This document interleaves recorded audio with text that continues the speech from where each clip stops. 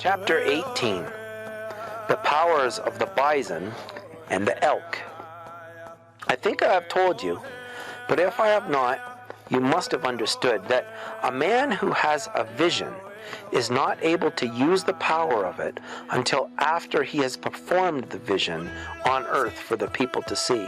You remember that my great vision came to me when I was only 9 years old, and you have seen that I was not much good for anything until after I performed the horse dance near the mouth of the Tongue River during my 18th summer.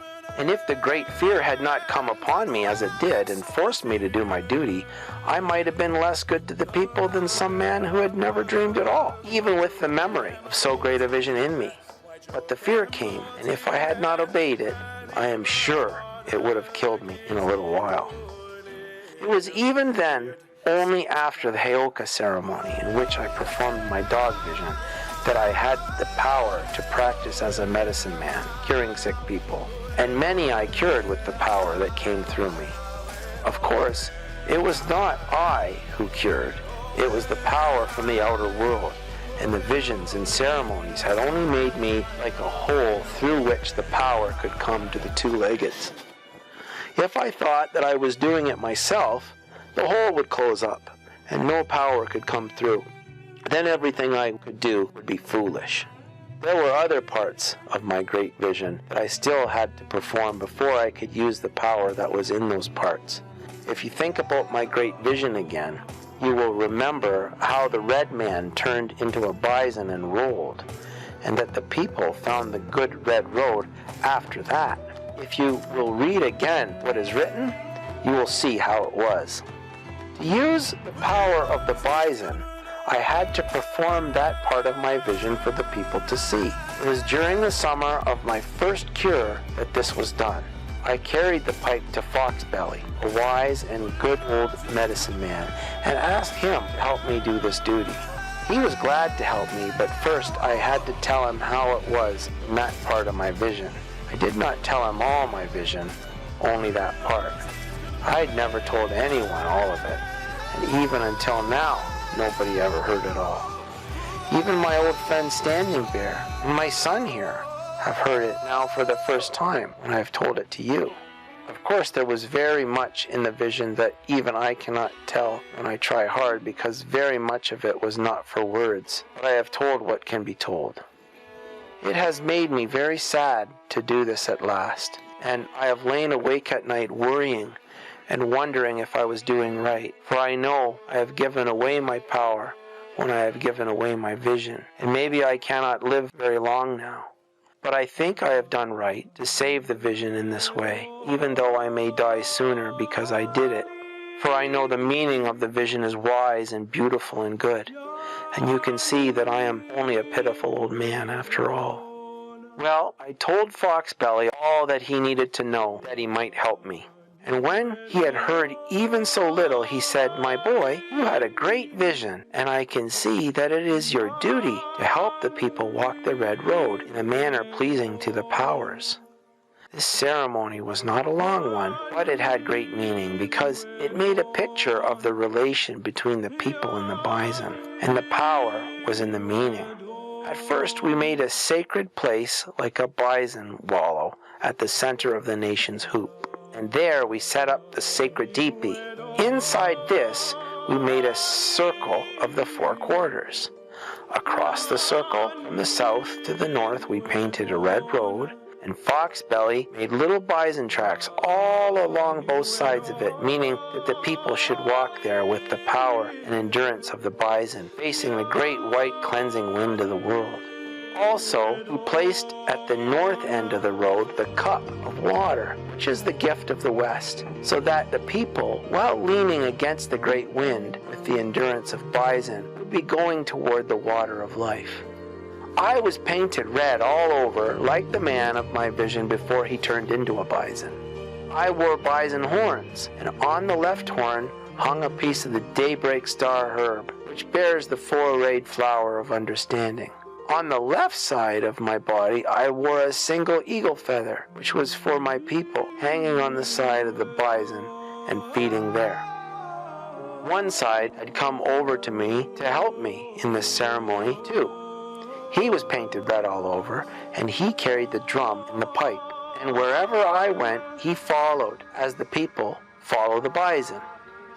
We stood inside the teepee at the south end of the Good Red Road, and Foxbelly sang like this. Revealing this they walk, a sacred herb, revealing it they walk. Revealing this they walk, this sacred life of bison, revealing it they walk. Revealing this they walk, a sacred eagle feather, revealing it they walk. Revealing them they walk, the eagle and the bison, like relatives they walk. Then, after we had walked the red road, one side and I went out of the teepee, and the people flocked around us, and the sick came with scarlet offerings to be cured. We went all around among the people, acting like bison and making the sounds they make. Then we returned to the teepee, and there the people brought their little children to us, and to each I gave a little bit of water of life from the wooden cup, that their feet might know the good red road that leads to health and happiness. It is from understanding that power comes, and the power in the ceremony was in understanding what it meant. For nothing can live well except in a manner that is suited to the way of the sacred power of the world. After this, I went on curing people, and I was busy doing this. I was in doubt no longer. I felt like a man, and I could feel the power within me all the time. It was during the next summer, when I was in my 20th year, 1883, that I performed the elk ceremony as a duty to that part of my great vision. You will remember how the pipe and the bison were in the east and the elk were in the south. This ceremony of the elk was to represent the source of life and the mystery of growing. I sent a pipe to Running Elk, who was Standing Bear's uncle and a good and wise old man. He came and was willing to help me. We set up a sacred teepee at the center as before. I had to use 6 elks and 4 virgins. The elks are for the south, but because the power they represented in my vision is nourished by the 4 quarters and from the sky and the earth, so there were 6 of them. The 4 virgins represented the life of the nation's hoop, which has 4 quarters, so there were 4 virgins. Running Elk chose 2 of the elks, and I, who stood between the power of the world and the nation's hoop, chose the 4 others, for my duty was to the life of the hoop on earth. The 6 elk men wore complete elk hides on their backs and over their heads. Their limbs were painted black from the knees and elbows down, and yellow from there up. For the growing power is rooted in mystery like the night, and reaches lightward. Seeds sprout in darkness of the ground before they know the summer and the day. In the night of the womb, the spirit quickens into flesh. The 4 virgins wore scarlet dresses, and each had a single eagle feather in her braided hair.